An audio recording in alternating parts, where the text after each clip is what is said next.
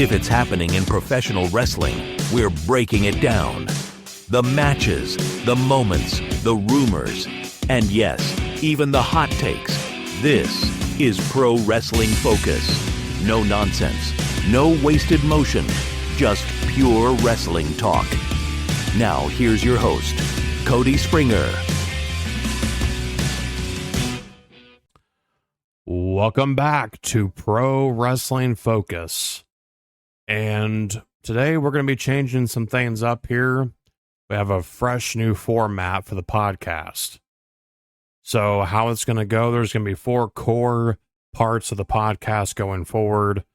On my regular episodes, we'll have the rundown, the deep dive, heat check, and what's next.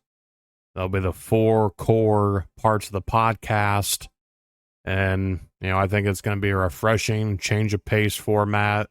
That's going to keep things interesting here for Pro Wrestling Focus. So, without any further ado, let's get into the rundown. It's time for the rundown, where the drama's real, the takes are sharp, and the punches verbal and unfiltered. We're talking breaking news, behind-the-scenes buzz, contract chaos, and everything in between. If it's got the wrestling world talking, we're putting it under the spotlight. No sugarcoating, no spin, just raw, real coverage with attitude. All right, so this is the rundown where I'm going to be talking about the latest news and rumors from around the wrestling industry. And we're going to start off with Alberto Del Rio. There's been some rumors going on about what's going on with him. So here's the deal. Over the past week, we've been getting conflicting reports about Alberto Del Rio, also known as Alberto El Patron, potentially re-signing with WWE. On one side, Super Lucha's is Ernesto Ocampo, and the Wrestling Observer's Dave Meltzer, good old Dave. They're reporting that Del Rio has already signed a new deal with WWE. Meanwhile, Corey Hayes over at Bodyslam.net is saying, not so fast. According to him, Del Rio is still locked into a deal with AAA, where he's currently their mega champion. And nothing's official until the WWE and AAA sale is finalized sometime around the end of the third financial quarter. Now, normally, a former world champion returning might get some buzz, but this isn't a, yay, he's back kind of story. It's a, why is this even being considered kind of situation. Now, let me be crystal clear. I think Alberto Del Rio is a scumbag. A legitimately talented in-ring performer back in his prime, sure. No one's denying that. He had the look, the presence, and a great technical style, but talent doesn't excuse the kind of behavior he's been accused of. We're talking about serious allegations of physical and sexual assault, not just one isolated incident. His ex-fiancée, Saraya, aka Paige, publicly accused him of abusive behavior, and she's not the only woman who's spoken up. Charges have been dropped or never reached trial in some cases, but when there's that much smoke over the years, there's usually fire. WWE is in a new chapter now, more corporate, more public-facing, and more sensitive to how the talent reflects on the brand. So bringing back someone like Del Rio, whose name drags in a mountain of baggage, makes zero sense. Not in 2025. Not in any era where you're trying to protect your locker room culture and your public image. And let's not forget, Del Rio is 47 years old. His best years in the ring are behind him. Even if you could make the case for him being a name with some drawing power, which is debatable at this point, is it really worth the PR nightmare and the internal blowback that would come from re-signing a guy like this? I don't think so. Frankly, I don't think he should be near any major promotion, period. Now, I get that AAA has been trying to build around him because of his Lucha family legacy and his past WWE association, but AAA's creative decisions are their own mess. WWE, on the other hand, should know better. I really hope that the reporting is wrong, or that someone in the company pulls the emergency brake before this becomes official. Del Rio isn't worth the investment. He sure as hell isn't worth the risk. WWE has way too much young, hungry, respectful talent to waste time even entertaining this comeback. Let this be a lesson. Not everyone deserves a second or third or fourth chance, especially when they've shown no real accountability. Let Del Rio stay where he is, far away from a WWE ring. All right, Chelsea Green has re-signed with the WWE. According to Fightful Select, Chelsea Green has officially re-signed with WWE on a new multi-year deal, and honestly, this is a smart move by the company. Chelsea has quietly become one of the most consistent and entertaining parts of the women's division over the past year. She's been a fixture on both Raw and SmackDown, always delivering, whether it's in the ring, on the mic, or just leaning into whatever ridiculous angle they throw her way. And let's not forget, she made history as the first ever women's United States champion. That's not just a throwaway accolade. That shows WWE sees her as someone they can build with, not just around. This re-signing sends a clear message. Chelsea Green is part of WWE's long-term plans. She's proven that she can stay healthy, adapt to the company's ever-changing creative, and get herself over. Whether she's paired with someone like Piper Niven or just doing her own thing, she's got that rare combo of in-ring skill, charisma, and comedic timing, which gives her real staying power. It also helps that Chelsea has built herself back up the hard way. Let's not forget she was released in 2021, rebuilt her name on the indies with TNA, and then came back and immediately made an impact. That says a lot about her work ethic and how seriously she takes her craft. So yeah, good call by WWE here. Locking her down for the long haul was the right play. She's not just a good hand. She's becoming one of the more reliable pieces in the women's division. And now with a new deal in place, it'll be interesting to see if they start pushing her toward something bigger. And the rumors are swirling that Ronda Rousey, that WWE wants to do something with Ronda Rousey. So, according to the Wrestling Observer's Brian Alvarez, WWE still wants to do something with Ronda Rousey. Yeah, even after her uneventful exit following that match with Shayna Baszler at SummerSlam 2023, who, by the way, was just released. Now, here's the big question. If Ronda does come back, what the hell do you even do with her at this point? Because let's be honest, her last WWE run was underwhelming. There were flashes of the old Ronda, that intensity, that legitimacy, but she never really found her groove again. Between the bad booking, the awkward promos, and just clearly not being into it anymore, the spark wasn't there. So if WWE is going to run it back, the only match that makes sense is finally doing Ronda Rousey versus Becky Lynch, 1-on-1. They teased it forever, they built it up, and it never happened. Instead, we got the triple threat at WrestleMania 35 with Charlotte Flair added to the mix, and while it was historic, it wasn't the showdown fans have been dying to see.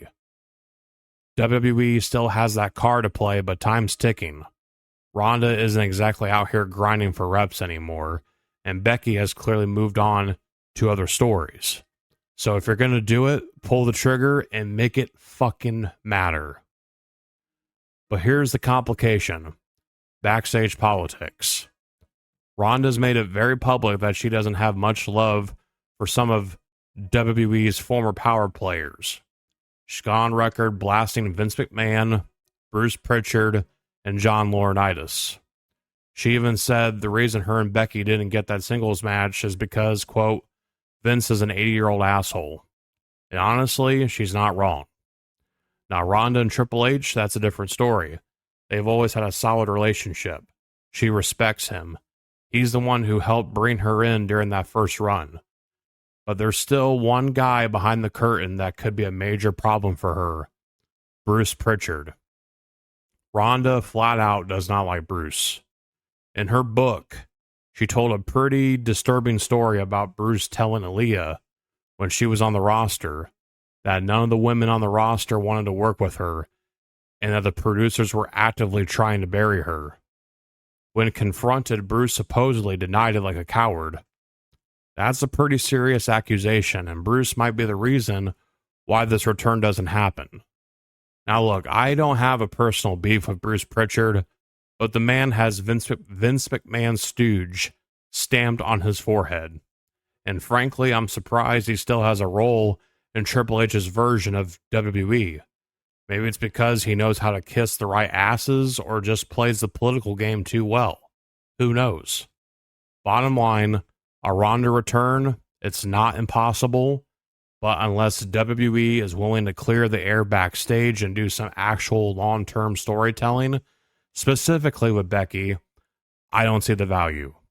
Ronda's a name, sure, she brings legitimacy, but if it's not going to be something huge, then you're doing her and the fans a disservice. Now we peel back the curtain. We dig deeper.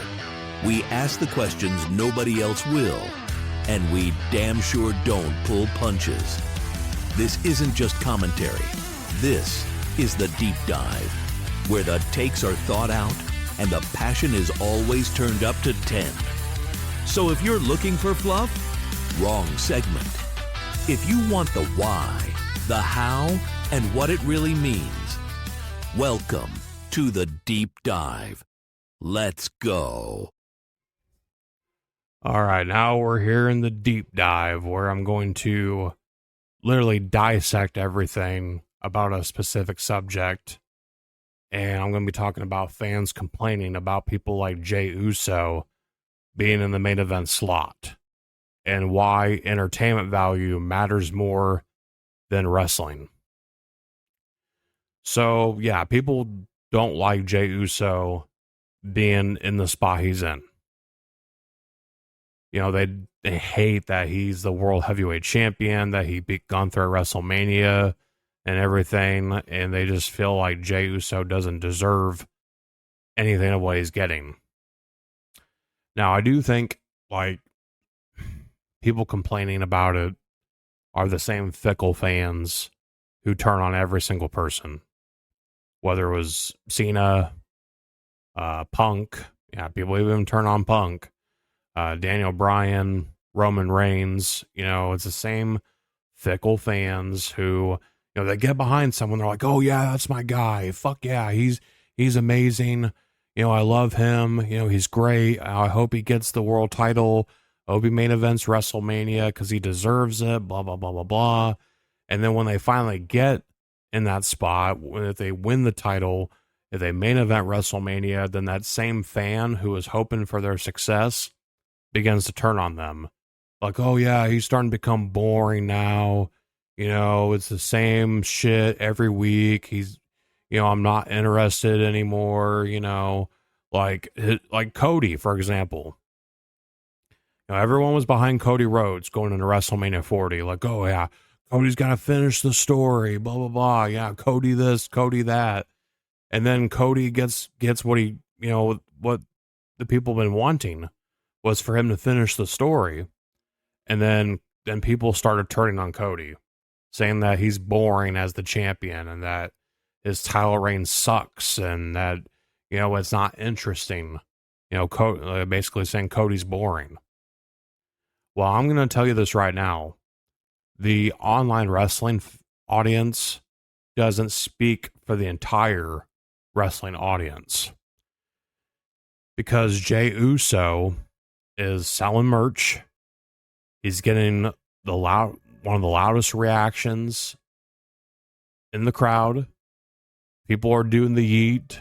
the kids, the adults. Jey Uso is over like Rover.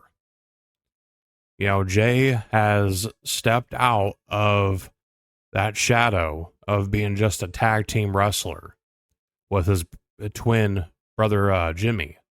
And he has become his own man. He's become main event Jey Uso. And to be honest, I think Jey is deserving.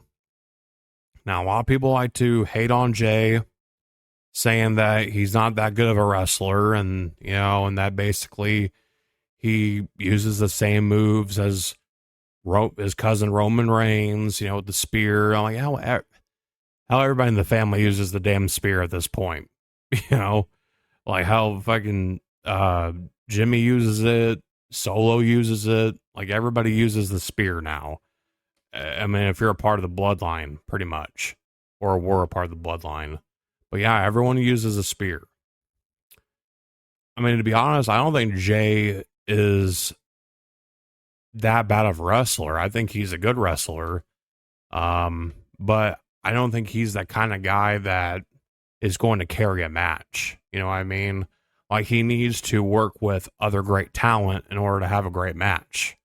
And that's not a knock on him. That's just, reality. Some guys are talented, but they need like great wrestlers to carry them to great matches, like Cena, for example.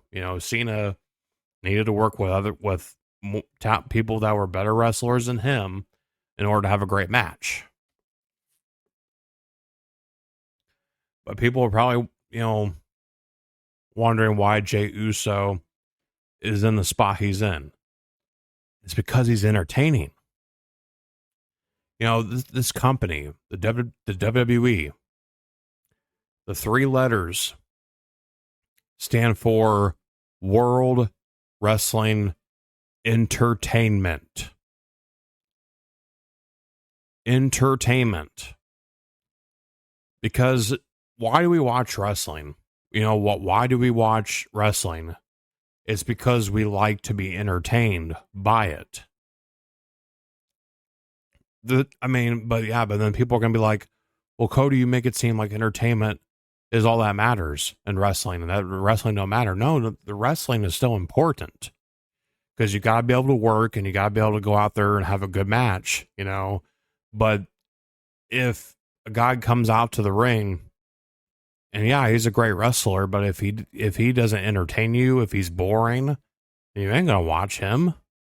You're like, oh, this guy's a schmuck. I don't care for him. He's boring. I'd rather watch, paint dry. And Jey Uso is entertaining. He's goofy. He's funny. He's got charisma.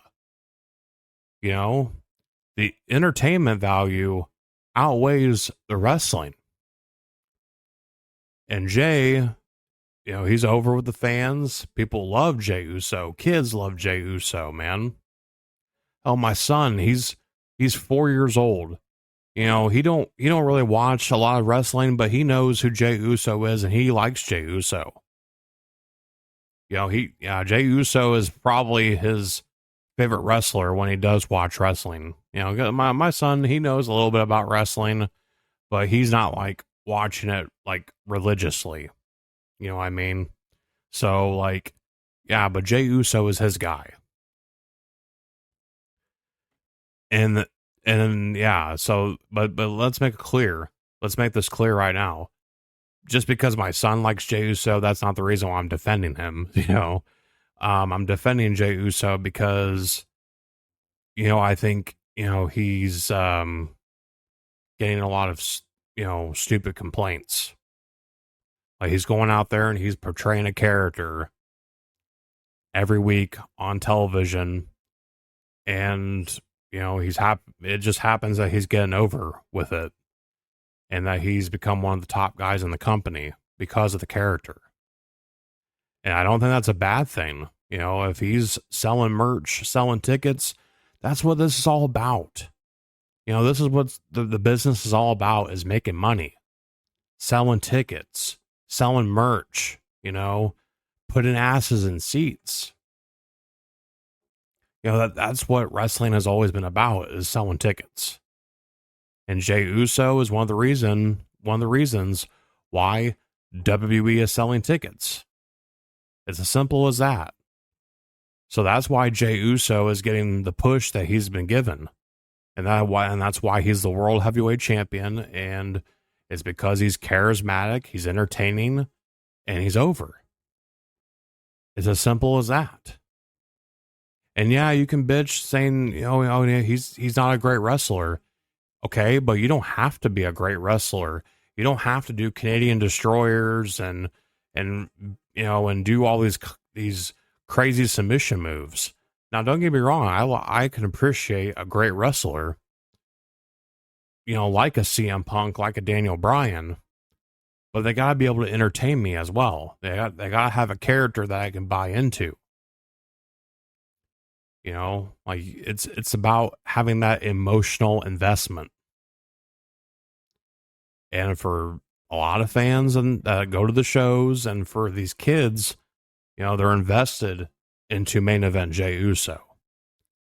It's as simple as that, but yeah, man, that's why people love Jey Uso.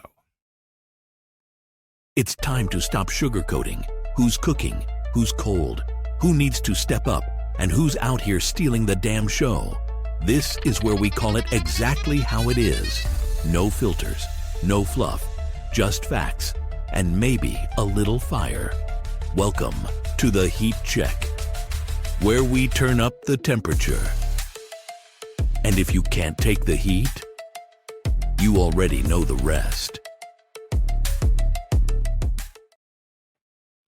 All right, let's talk about what's hot and what's not. This is the Heat Check. And let's start with what's hot. Because we got quite a bit of storylines right now that I think has been hot. Got John Cena and Randy Orton's final chapter. It's going to all come to a head at Backlash. I've liked the build for this. It's been nice. You got Cena playing his heel character really well. And I don't care what anybody says, man. Cena's character, heel persona, it's working. It really is. I love how he's, even calling out kids and saying that, your dad's a loser. It's oh man, I couldn't imagine this, 10 years ago. And to see Cena go against everything that he's stood for is it's awesome. And it's kind of like a bizarro world scenario where John Cena's the heel and Randy Orton's the babyface. And that personal turn they took, I talked about it, last week, as well, with Orton, telling Cena that he needs to become a father, and that would fill the void in his heart. That was kind of an unexpected personal turn that I did not expect them to take. But right now, this is the hottest program going on right now in the WWE. And, tonight on SmackDown will be the final build for this before Backlash. And yeah, man, I definitely like where this is going. And it'll be an interesting final chapter between John Cena and Randy Orton. And then the next thing is Seth Rollins and Braun Breaker's alliance. They have Paul Heyman in their corner. The way they've been building this up has been awesome. Seth Rollins is building what he thinks his vision is going to be for the future of the business. And by this, he thinks he's doing what's best for business. And, then Seth has, his heater, Braun Breaker, alongside him. And then, they've been going up against Sami Zayn. This past week on Raw, they were able to coax Jey Uso into putting his title on the line against Seth Rollins. And Rollins was trying to win back the World Heavyweight title, but Sami Zayn and CM Punk did not let that happen.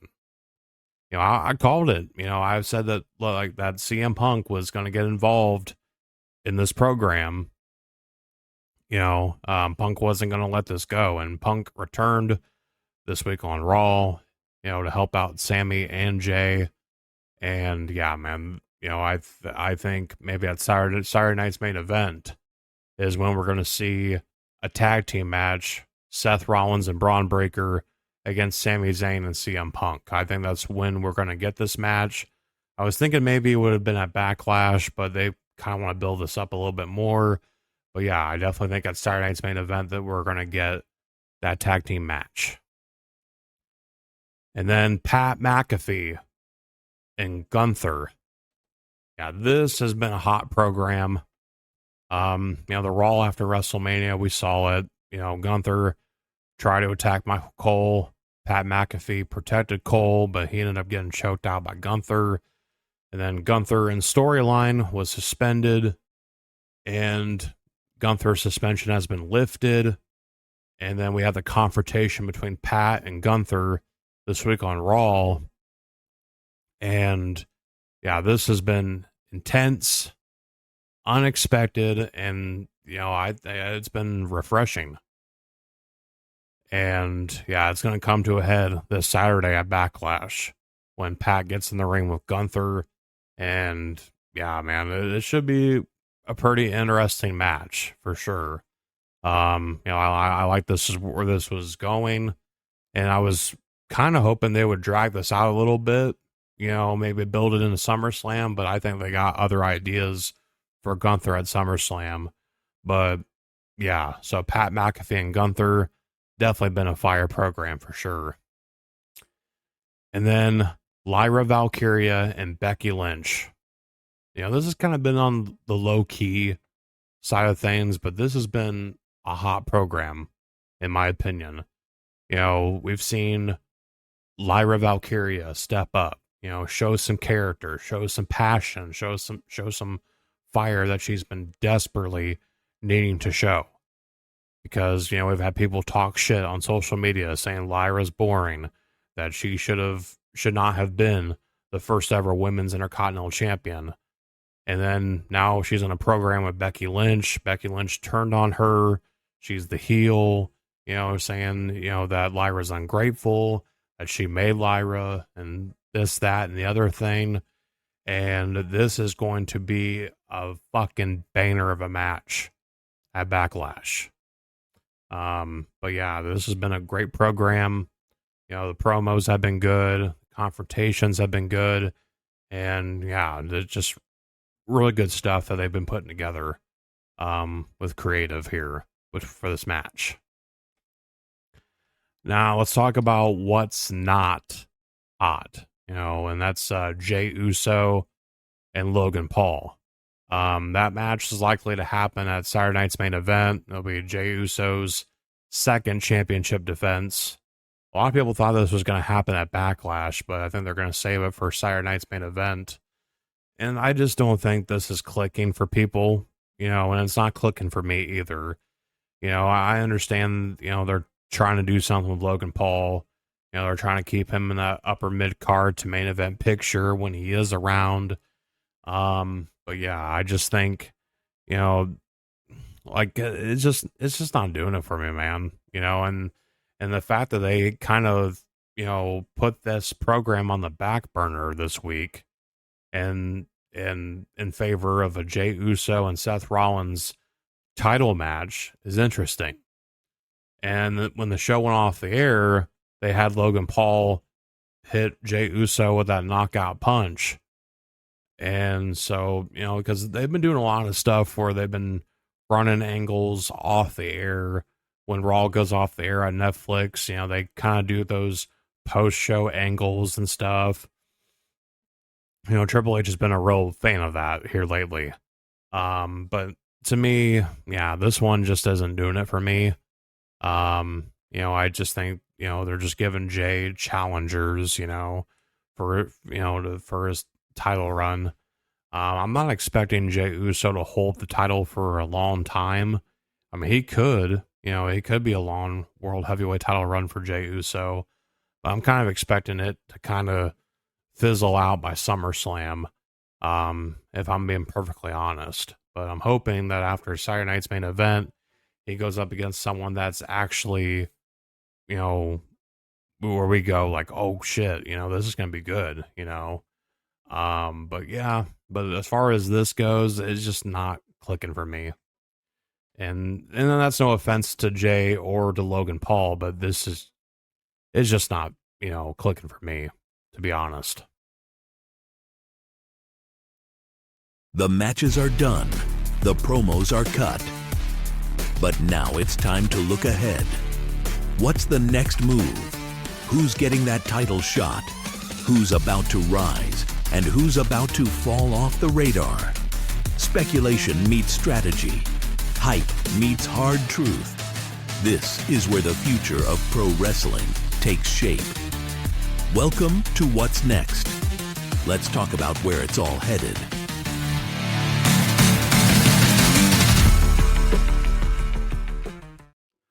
All right. What's next? What lies ahead? Well, we got Backlash this Saturday. We got some title defenses. We got some showdowns. But I'm not going to talk too much about Backlash because, here in a little bit, I'm giving you guys my prediction show for Backlash. So, I'm going to save my thoughts and opinions for that. And then we have Saturday night's main event that's just right around the corner as well. I think it's 2 weeks after Backlash. So, yeah, man, we got, the PLEs and the big events coming right at us. There's a lot that's coming right at us very quickly as we head towards SummerSlam, which is going to be the first 2-night SummerSlam in WWE history. So, yeah, like I said, we got Logan Paul and Jey Uso. That will likely be at Saturday night's main event. John Cena will probably have a match at Saturday night's main event as well. I think he is confirmed to wrestle at the next one. So maybe if Orton and Cena go to a non-finish at Backlash, then maybe the rematch will be at Saturday night's main event. But I don't know. We'll see what happens there. Keep your eyes peeled on the undercard for Backlash, and then and then we got rumors of a draft coming up too. So it's going to be interesting to see if WWE will be looking to reset the rosters in a type of way as well. So yeah, the draft. I keep hearing about it. That's going to happen at some point. So, we'll have to wait and see if they are going to do a draft. I mean, because to be honest, with as many big events they have coming up, it's going to be kind of hard to do a draft. But, I'm sure they got something figured out if they are going to do a draft. They've been calling some talent up from NXT, such as Fraxium. They're on SmackDown now. And then, they've been kind of having Julia and Roxanne Perez and Stephanie Vaquer go back and forth between NXT and Raw. So, yeah, it's some interesting things going on in WWE right now. And, yeah, we're just going to be looking forward to what's next, what to expect. And, Backlash is this Saturday, and Saturday night's main event is just around the corner.